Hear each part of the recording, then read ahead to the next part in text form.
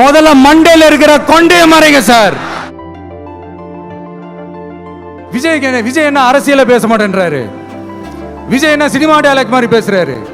விஜய் என்ன punch dialogue பேசுறாரு. விஜய் என்ன 10 நிமிஷம் தான் பேசுறாரு. ஓசில போறேன்னு சொல்லி அசிங்கப்படுத்துறீங்க.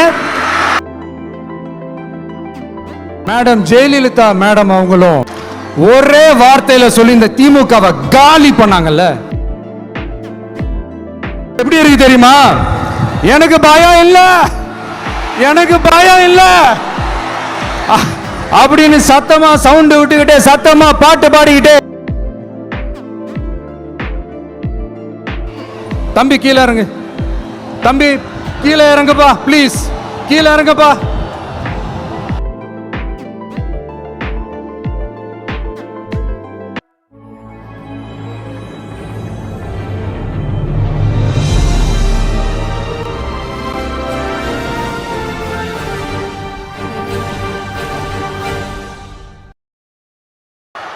மஞ்சள் மஞ்சள் பொதுவா நல்ல காரியங்கள் ஸ்டார்ட் பண்றதுக்கு முன்னாடி இந்த மஞ்சள் எடுத்து வச்சு தான் ஸ்டார்ட் பண்ணுவாங்க. நம்ம வீட்டில் கூட நம்ம அம்மா அக்கா தங்கைகள் நமக்காக நாம நல்லா இருக்கணும்ன்றதுக்காக மஞ்சள் புடவை கட்டிக்கிட்டு தான் வேண்டிக்குவாங்க. அப்படி அந்த மஞ்சள்னாலே ஒரு தனி வைப்பு தாங்க. நம்ம கொடியில கூட அந்த வைப்ரண்டான அந்த எனர்ஜெட்டிக்கான அந்த மஞ்சள் இருக்குமே, அந்த மாதிரி மங்களகரமான மஞ்சள் விளையிற பூமி தான் இந்த ஈரோடு பூமி. இங்க வந்து மஞ்சளை பத்தி பேசாம வேற எங்க போய் பேசுறது? அது மட்டும் இல்ல, இங்க ஒரு மகத்தான ஒரு மனிதரை பத்தி நம்ம பேசியே ஆகணும். இந்த ஈரோடு மண் விவசாயத்துக்கும் பேர் போன மண். இங்க நடக்கிற அந்த விவசாயத்துக்கு மிக முக்கியமான ஒரு கவசமா இருக்கிறது என்ன தெரியுமா? காலிங்கராயன் அணை, காலிங்கராயன் கால்வாய். காலிங்கராயன் அணை கட்டினதுலையும் கால்வாய் வெட்டினதுலையும் உயிரான உணர்வு பூர்வமான நிறைய விஷயங்கள் இருக்குது. அப்படி அந்த ப்ராசஸ்ல அவர் அந்த அணை கட்டும் போதும் கால்வாய் வெட்டும் போதும் ரொம்ப சோர்வடைஞ்சிட்டாராம். அப்ப அவங்க அம்மா அதை பார்த்துட்டு சொன்னாங்களாம், மகனே காளிங்கா, தயிர் வித்த காசு தாழ்வாரம் வரைக்கும் இருக்குது, மோர் வித்த காசு முகுட வரைக்கும் இருக்குது, அதை எடுத்துக்கிட்டு போய் அணைய கட்டியா கால்வாய வெட்டியான்னு சொல்லி தைரியம் கொடுத்தாங்களாம். பெத்த அம்மா கொடுக்கிற அந்த தைரியம் இருக்கு பாருங்க, அதை தாண்டி வேற எதுவுமே கிடையாதுங்க. ஒரு மனுஷனால எதையும் சாதிச்சு காட்ட முடியும். அப்படி ஒரு தைரியத்தை தான் இப்ப நீங்க என்னுடைய அம்மா அக்கா தங்கைகள் நண்பா நண்பிகள் தோழர்கள் எல்லாரும் எனக்கு கொடுத்திருக்கிறீங்க. அதே தைரியத்தை, அதே துணையா என் கூட நிக்கிறீங்க. இதை எப்படி நம்ம பிரிச்சு விடலாம்? இதை எப்படி நம்ம கெடுக்கலாம்? என்னெல்லாம் அவதூறுகள் நம்ம விஜய் மேல சொல்லி மக்களை நம்ப வைக்கலாம்? என்னெல்லாம் சூழ்ச்சிகள் நம்ம விஜய் மேல பண்ணி மக்களை நம்ப வைக்கலாம்? இப்படி சூழ்ச்சிகளை மட்டுமே நம்பி பொழப்ப நடத்துற சில சூழ்ச்சிக்கார கூட்டங்கள் இதை தொடர்ந்து செஞ்சுக்கிட்டு தான் இருக்கு. ஆனா அவங்களுக்கு தெரியாது, இது இன்னைக்கு நேத்து வந்த உறவு இல்ல. கிட்டத்தட்ட 30-33 வருஷத்துக்கு மேல இருக்கிற உறவு. ஏன் நான் சினிமாவுக்கு வந்தப்போ எனக்கு வயசு 10, அப்பல இருந்தே இந்த உறவு ஸ்டார்ட் ஆகி போயிட்டு இருக்குன்னு அவங்களுக்கு தெரியாம போச்சு. அதனால என்ன பண்ணாலும், நீங்க என்ன ட்ரை பண்ணாலும் எல்லாத்தையும் விட்டுட்டு மக்களுக்காக வந்திருக்கிற இந்த விஜய மக்கள் ஒரு நாளும் கைவிட மாட்டாங்க. மக்கள் கூடவே நிக்கிறாங்க, கூடவே நிப்பாங்கன்னு அவங்களுக்கு தெரியாம போச்சு. என்னப்பா நிப்பீங்கல்ல? உங்களை நம்பிதாப்பா வந்திருக்கிறேன். அதான் இந்த சத்தம் தாங்க வாழ்நாள் பூரா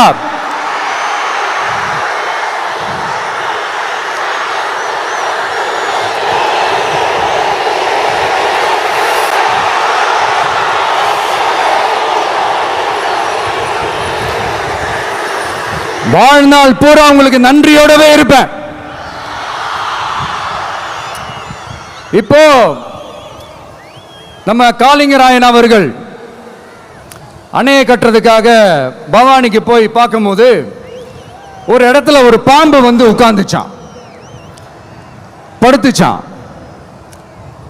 அது படுத்த இடத்துல தான் அவர் அணையை கட்ட ஸ்டார்ட் பண்ணாராம். அப்புறம் அந்த பாம்பு வளைஞ்சி நெளிஞ்சி போற இடத்துலலாம் கால்வாயை வெட்டினார்னு சொல்லி சில வாய்மொழி கதைகள்லாம் சொன்னாங்க. தண்ணியை சேமிச்சு வச்சு குடிக்கிறதுக்கும் விவசாயத்துக்கும். தம்பி கீழே இறங்கு, தம்பி கீழே இறங்குப்பா, ப்ளீஸ் கீழே இறங்குப்பா.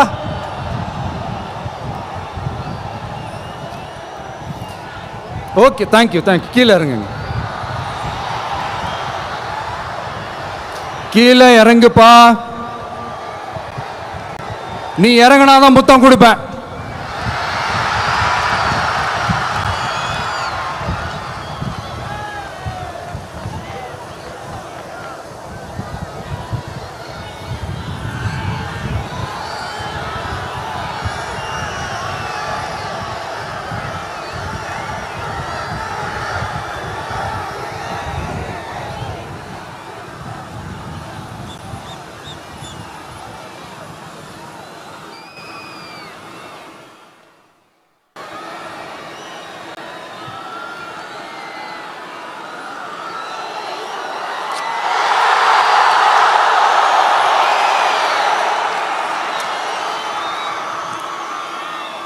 இப்படி தண்ணியை சேமிச்சு வச்சு குடிக்கிறதுக்கும் விவசாயத்துக்கும் வழி வகுக்கிறது எவ்வளவு பெரிய ஒரு நல்ல விஷயம்.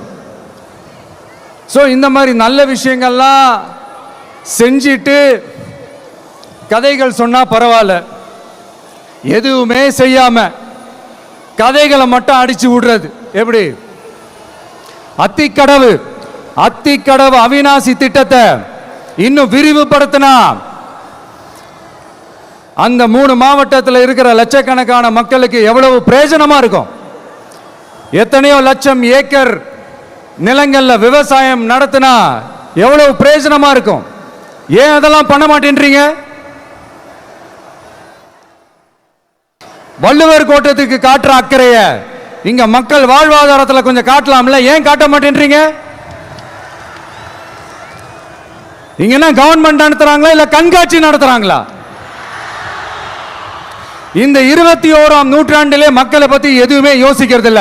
ஆனா அந்த காலத்திலேயே இது எல்லாத்தையும் பத்தி யோசிச்ச மக்களை பத்தி, குடிக்கிற தண்ணியை பத்தி, விவசாயத்தை பத்தி, அணை கட்டுறதை பத்தி, கால்வாய் வெட்டுறதை பத்தி, இதெல்லாம் எங்கிருந்து? பவானியிலிருந்து நொய்யலாறு வரைக்கும் கால்வாய் வெட்டி இது எல்லாத்தையும் பத்தி யோசிச்ச காளிங்கராயன் அவர்களுக்கு கோடி கும்பிடு போட்டாலும் பார்த்தாதுங்க. அதனால நாங்க ஒரு வழியில அரசியல் செஞ்சுக்கிட்டு போயிட்டு இருக்கிறோம். உங்களுக்கு தான் டிவிக்கு ஒரு பொருட்டே இல்லைல்ல, அப்புறம் ஏன் கதறீங்க? அப்புறம் ஆளாளுக்கு அங்க போயிட்டு இங்க போயிட்டு புலம்பி தள்ளிக்கிட்டு இருக்கிறீங்க. இது எப்படி இருக்கு தெரியுமா? எனக்கு பயம் இல்ல அப்படின்னு சத்தமா சவுண்ட் விட்டுக்கிட்டே சத்தமா பாட்டு பாடிக்கிட்டு இந்த நடுங்கிக்கிட்டே சின்ன பசங்க நடந்து போவாங்க, அந்த மாதிரி இருக்கு. முதல்ல மண்டையில இருக்கிற கொண்டைய மறைங்க சார்.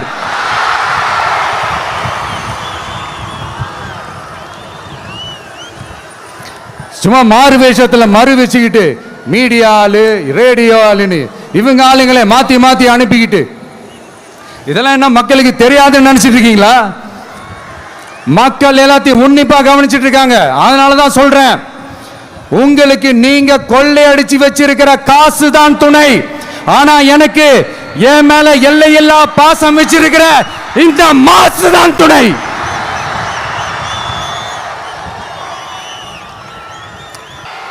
உங்களுக்கு நம்மளை பத்தி, நம்ம அரசியலோட, நீங்க எல்லாரும் என்னோட அரசியலோட கனெக்டடா இருக்கீங்கன்றது ரொம்ப தெளிவா தெரியுது. அதனால எனக்கு அது போதும். அதனாலதான் எதிரிகள் யாருன்னு சொல்லிட்டு களத்துக்கு வந்திருக்கிறோம். அதனால அவங்கள மட்டும் தான் எதிர்ப்போம். அதுவும் அந்த எதிரிகள் யாரு இப்போ இங்க 2026 சட்டமன்ற தேர்தலில் களத்தில் இருக்கிறாங்களோ அவங்கள மட்டும் தான் எதிர்ப்போம். சும்மா களத்திலே இல்லாதவங்களையும், களத்துக்கும் அவங்களுக்கும் சம்பந்தமே இல்லாதவங்களையும் எதிர்க்கிற ஐடியாலாம் இல்ல பாஸ். நீங்க கேட்கிறீங்கன்றதுக்காகலாம் எதிர்த்துட்டு இருக்க முடியாது பாஸ். எங்களுக்கு நிறைய வேலை இருக்குது. விஜய் என்ன அரசியல பேச மாட்டேன்றாரு. விஜய் என்ன சினிமா டயலாக் மாதிரி பேசுறாரு. விஜய் என்ன பஞ்ச் டயலாக் பேசுறாரு. விஜய் என்ன 10 நிமிஷம் தான் பேசுறாரு, 9 நிமிஷம் தான் பேசுறாரு. நான் எத்தனை நிமிஷம் பேசினா உங்களுக்கு என்ன சார்? நான் எப்படி பேசினா உங்களுக்கு என்ன சார்? உள்ள விஷயம் என்னன்னு பாருங்க சார். ஒவ்வொரு மாவட்டத்துக்கும் போய் மக்கள் ஃபேஸ் பண்ற பிரச்சனைகளை எடுத்து பேசிட்டு இருக்கிறேன். பின்ன அது அரசியல் இல்லாம வேற எதுதான் அரசியல்? உங்களை மாதிரி தனிப்பட்ட முறையில் தரக்குறைவா அசிங்கமா பேசுறது தான் அரசியல்னா அந்த அரசியல் நமக்கு வராது. வராதுன்னா நல்லாவே வரும். உங்களை விட எனக்கு அது நல்லாவே வரும். வேணான்னு விட்டு வச்சிருக்கிறோம். அப்புறம் உங்களுக்கு நமக்கு என்ன வித்தியாசம்? காஞ்சிபுரத்தில் நாம பேசும்போது இந்த மாதிரி உங்களால் அமைக்கப்பட போற ஆட்சியில நம்ம ஆட்சிக்கு வந்த உடனே என்னெல்லாம் செய்ய போறோம்ன்றது சிலது சொன்னோம். அதையெல்லாம் தப்பா புரிஞ்சுக்கிட்டு இப்போ சொல்றேன், விளக்கமா சொல்றேன், நான் சலுகைகளுக்கு எதிரானவன் கிடையாது. மக்களுக்கான சலுகைகளை இலவசம்னு சொல்லி அசிங்கப்படுத்துறதுல எனக்கு உடன்பாடு கிடையாது. மக்கள் காசுல மக்களுக்கு செய்யறதை எப்படி இலவசம்னு சொல்லுவீங்க? அப்படியே செஞ்சிட்டாலும் ஓசில போறேன்னு சொல்லி அசிங்கப்படுத்துறீங்க. என்ன கேட்கறதுக்கு ஆள் இல்லைன்னு நினைச்சீங்களா? மக்களுக்கு ஒண்ணுன்னா இந்த விஜய் வந்து நிப்பா, இந்த விஜய் வந்து கேள்வி கேட்பா. இந்த விஜய் எப்பவுமே மக்கள் பக்கம் தான். அதே மாதிரி மக்களும் என் பக்கம் தான். என் மக்கள் மானத்தோட, மரியாதையோட, கௌரவத்தோட வாழணும். என் மக்கள் யாருக்கும் கீழே கிடையாது. அப்படி அவங்க கௌரவத்தோட வாழணும்னா அவங்களுக்கான வாழ்க்கை தரம் உயரணும். வாழ்க்கை தரம் உயரணும்னா அவங்களோட வாழ்வாதாரம் உயரணும். வாழ்வாதாரம் உயர்ந்தாதான் பொருளாதாரம் உயரும். பொருளாதாரம் உயர்ந்தாதான் வசதி வாய்ப்புகள் உயரும். இதெல்லாம் உயர்ந்தாலே ஆட்டோமேட்டிக்கா அவங்களோட வாழ்க்கை தரம், அவங்களுக்கான மரியாதை, அவங்களுக்கான கௌரவம் எல்லாமே உயரும். இதுக்கான வழிகள், அந்த சூழல்களை அந்த கவர்மெண்ட் அமைச்சு கொடுக்கணும். இதுக்கான அந்த திட்டங்களை செயல்படுத்தணும். இதெல்லாம் செஞ்சாதான் அந்த அரசாங்கம் ஒரு நல்ல அரசாங்கம். இதைத்தான் சொன்னோம்.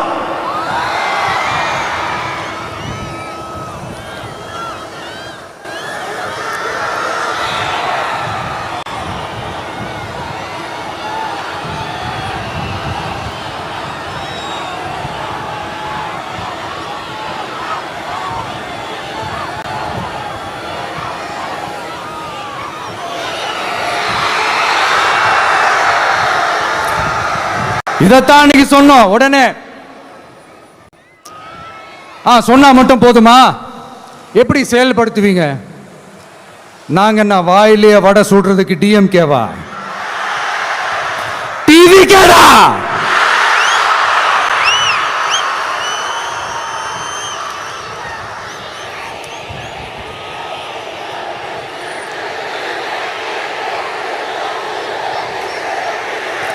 எல்லாருக்கும் எல்லாருக்கும் நிரந்தரமான ஒரு வீடு இருக்கணும்னு சொன்னோம். உடனே எங்க ஆட்சியிலே நாங்க எல்லாரும் வீடு கட்டி கொடுத்துட்டோமே அப்படிங்கிறது. இல்லை, நான் கேட்குறேன், இங்க உங்களை தான் கேட்குறேன், இங்க வாடகைக்கு இருக்கிறவங்களே இங்க யாரும் இல்லையா? எல்லாருக்கும் சொந்தமா வீடு கட்டி கொடுத்துட்டாங்களா? அடுத்து வீட்டில் இருக்கிற ஒவ்வொருத்தரும் மினிமம் டிகிரி படிச்சிருக்கணும் அப்படின்னு சொன்னோம். உடனே எங்க ஆட்சியிலே எல்லாரும் டிகிரி படிச்சு முடிச்சிட்டாங்களே அப்படிங்கிற மாதிரி சொல்றது. அது உண்மைனா ஸ்கூல் லெவல்லையே டிராப் அவுட்ஸ் அதிகமானது யாரோட ஆட்சியிலங்க?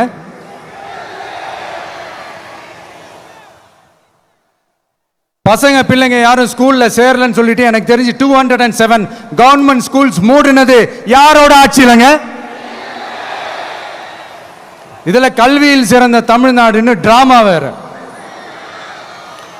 அடுத்து குடும்பத்தில் ஒருத்தருக்கு நிரந்தரமான வருமானம் வரணும், வேலை வாய்ப்பு கிடைக்கணும் அப்படின்னா நாங்க கொடுக்காத வருமானமா, நாங்க கொடுக்காத வேலையா அப்படிங்கிறது. எத்தனையோ லட்சம் காலி பணியிடங்கள் நிரப்புவோம்னு வாக்குறுதி கொடுத்துட்டு ஆட்சிக்கு வந்தீங்களே, எத்தனை லட்சம் காலி பணியிடங்களை நிரப்புனீங்க? அட்லீஸ்ட் 1 லட்சம் காலி பணியிடங்களாவது நிரப்புனீங்களா? இதெல்லாம் சொல்லிட்டு மக்களை ஏமாத்துறது யாரோட ஆட்சியிலங்க? அடுத்து ரொம்ப முக்கியமா, பெண்களுக்கு பாதுகாப்பு இல்ல, சட்டம் ஒழுங்கு சரியா இல்லைன்னு சொன்னா தமிழ்நாட்டில் பெண்கள் பாதுகாப்பு தான் அதிகமா இருக்குதான். நீங்க சொல்லுங்க மக்களே, பெண்கள் பாதுகாப்பு இருக்கு? சட்டம் ஒழுங்கு சரியா இருக்கு? அவங்க சொல்றது உண்மையா? அவங்க சொல்றதை நீங்க ஏத்துக்கிறீங்களா? சத்தமா கேக்குதா சார்? இதுதான் ரியாலிட்டி, இதுதான் நிஜம். நம்மளுடைய ஆட்சியில சட்டம் ஒழுங்குல சமரசமே இருக்காது. அதனாலதான் இவ்வளவு ஸ்ட்ராங்கா சொல்றோம், தைரியமா இருங்க மக்களே. இந்த மாதிரி விஷயங்கள்லாம் நம்ம மக்கள் கிட்ட எடுத்து சொன்னா உடனே இந்த இது எடுத்துட்டு வந்துருவாங்க.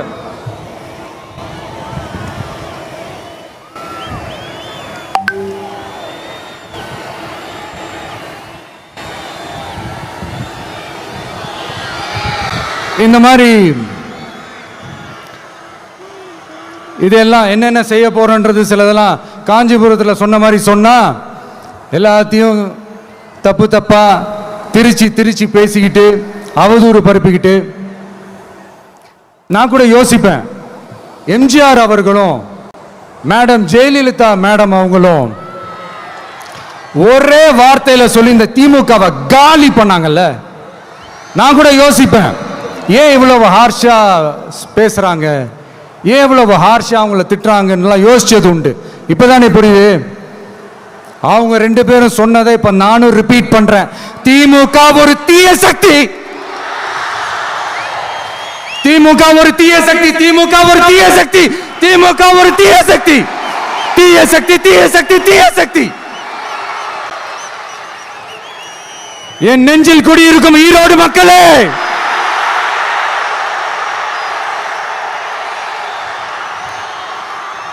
டிவிகே ஒரு தூய சக்தி. எப்படி? டிவிகே ஒரு தூய சக்தி. தூய சக்தி டிவிகேவுக்கும் தீய சக்தி டிஎம்கேவுக்கும் தான் போட்டியே.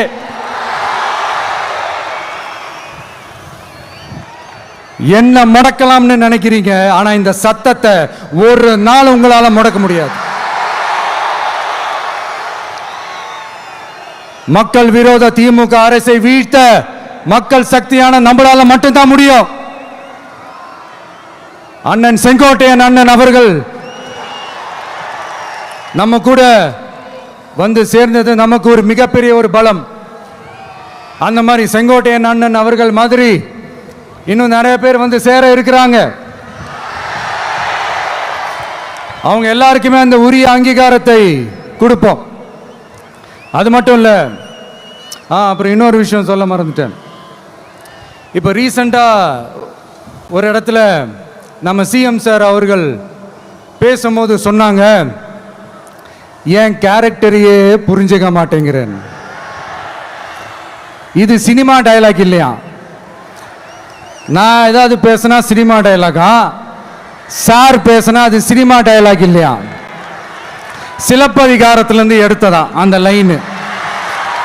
என் கேரக்டரையே புரிஞ்சிக்க மாட்டேன்றது. உங்களை எப்படி தான் சார் புரிஞ்சுக்கிறது? எந்தெந்த விஷயத்துலலாம் சார் உங்கள் கேரக்டர் நாங்கள் புரிஞ்சுக்கிறது? அதையும் நீங்களே சொல்லிட்டீங்கன்னா கொஞ்சம் நல்லா இருக்கும் சார். சட்டம் ஒழுங்குல நாடே சந்தி சிரிக்குது அதுலையா? பெண்கள் பாதுகாப்பில் நாடே சந்தி சிரிக்குது அதுலையா? பொய் வாக்குறுதிகளாக கொடுத்து ஏமாத்தி ஆட்சிக்கு வந்தீங்களே அதுலையா? எதில் தான் சார் உங்கள் கேரக்டர் நாங்கள் புரிஞ்சுக்கிறது? ஆனால் ஒன்று, தமிழ்நாட்டில் ஆட்சி செய்கிற நீங்களும் சரி, ஒன்றியத்தில் ஆட்சி செய்கிறவங்களும் சரி, நீங்கள் ரெண்டு பேரும் முதல்ல என்னோட கேரக்டரை புரிஞ்சுக்கணும் சார். என்னோட கேரக்டர்னு சொன்னது நம்ம மக்களோட கேரக்டரை. 2026 சட்டமன்ற தேர்தலோட அந்த கேரக்டரே கொஞ்சம் வேற மாதிரி சார். அதை கொஞ்சம் தயவு செஞ்சு நீங்க புரிஞ்சுக்கணும் சார். புரிஞ்சுக்கலன்னா மக்களே உங்களுக்கு புரிய வைப்பாங்க சார். கான்பிடென்டா இருங்க சார், நல்லதே நடக்கும் சார், வெற்றி நிச்சயம் சார். மீண்டும் சந்திக்கும் வரை நன்றி, வணக்கங்க சார்.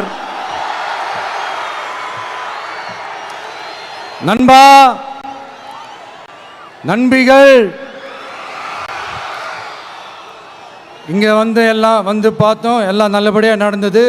சேஃபாக வந்துட்டு சேஃபாக வீட்டுக்கு போயிடுங்க.